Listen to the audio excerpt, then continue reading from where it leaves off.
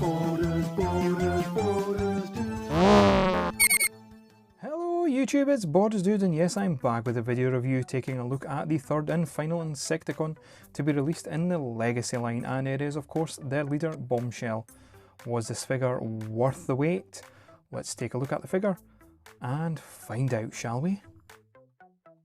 And as always, we'll take a look at the alt mode first, and this isn't your standard car, jet, bike alt mode. No, this is a beast, or in this case, insect alt mode, done in a robotic style.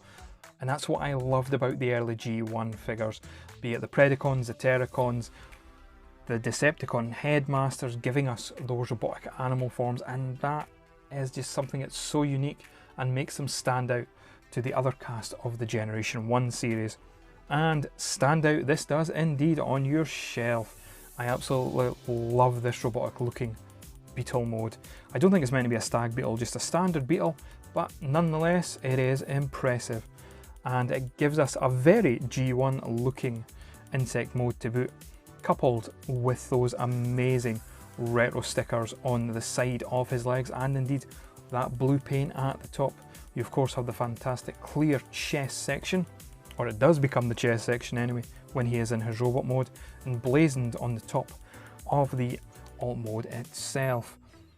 Now, your articulation is incredibly limited in this mode, but that is to be expected.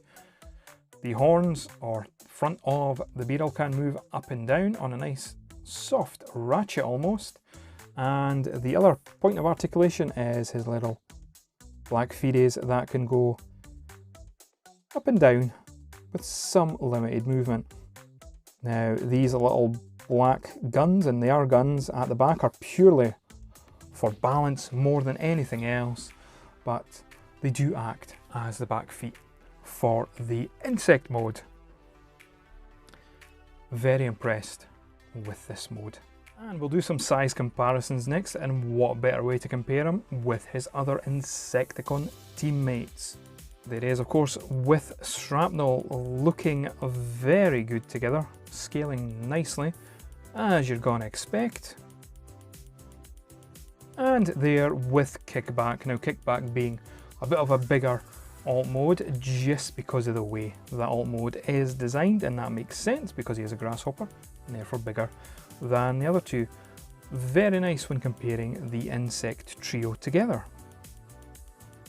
And for a random scale third-party comparison, here he is with X-Transbot's Toro.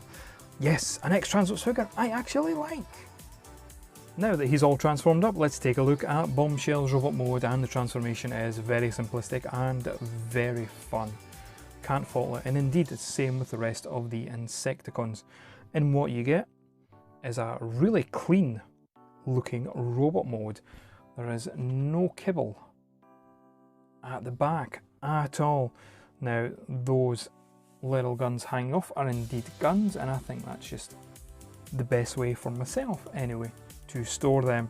But into his robot mode you get this wonderful representation of Bombshell.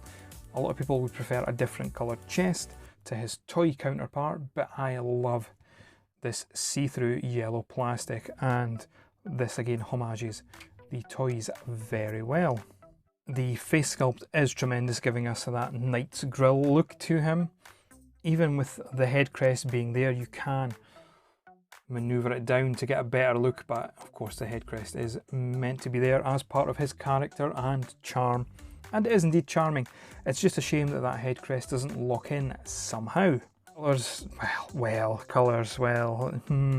you're not getting much, but that doesn't matter. You're getting a black, grey, purple and yellow, and that is more than enough for me, and the simplicity of it I think makes the mould work a lot better than it rightly should. For your articulation, it is very plentiful. The head itself is on a wonderful ball joint. Again, you can move the crest out of the way to get that range of motion.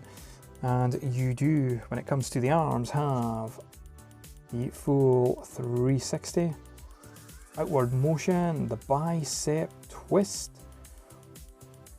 reasonable bend at the elbow, the fist will move in due to transformation, You get a waist swivel all the way around 360 degrees. The leg can go out and back all the way. You can also get it to go left and right to do the full Van Damme if you wish. And you do get a high bend at the knee. It is a single bend, mind you, but more than enough. And some limited toe articulation and an ankle tilt as well. And with all that, you do get the option of some fantastic posing for, as always, those figure photography needs. Before we do the size comparison, we'll take a look at Bombshell's weapons. Now, I've already mentioned the two arm cannons, which are there, done in a nice black to match the rest of the black on the figure. And you also get this wonderful little silver gun. Very nicely moulded, very nicely sculpted. It looks like it's been painted from black plastic, but I could be wrong. But yes, it's very flimsy in my sausage fingers, but nonetheless, it is done very nice and just pops on his hand and holds in very well. And you would have seen the very same blaster in the alt mode. And here's that size comparison. Now I'm going to start off with shrapnel, because if you look at the legs, you'll notice that the moulding is exactly the same sans the paint job. And there he is with kickback. These do look very impressive together. A nice ensemble cast for your movie or Generations display. And for a slightly ridiculous size comparison, here he is with Mastermind Creations First Aid. Definitely don't scale very well together, or do they? You be the judge. My final thoughts on Legacy Bombshell. Do I recommend him? First of all, absolutely I do. And in fact, if you already have the other two Insecticons from the Legacy line, then you'll already be getting or have got this figure. They all work together brilliantly, and Bombshell is definitely a standout in the trio, as he should be. I love the nice clean robot design, and I also love the alt mode. The transformation from back and forth is nice and simple and fun, and just what you need in a desk bot.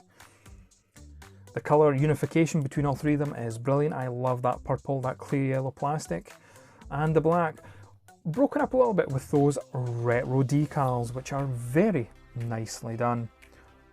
Decent amount of articulation for a figure of this size, and the only thing that I can complain about on this figure is that when you plug in the head crest for the alt mode, that little tab does get a bit of paint wear on it that you might have seen in this review. But that's it. I can't fault this figure in any other way. This set has been a very strong outing from Hasbro, and it does show that not all in all cases third party is the better option. In fact, I think these guys have been a better offering than the other third party figures that have came out based on the Insecticons. But let me know what you think. Do you agree with me? And if you do, and you are getting these figures, have you got the whole set? Have you perhaps got the Ransack from the Legacy 4-pack Bumblebee set? Let me know in the comment section below what you think, and I will see you again soon with another review.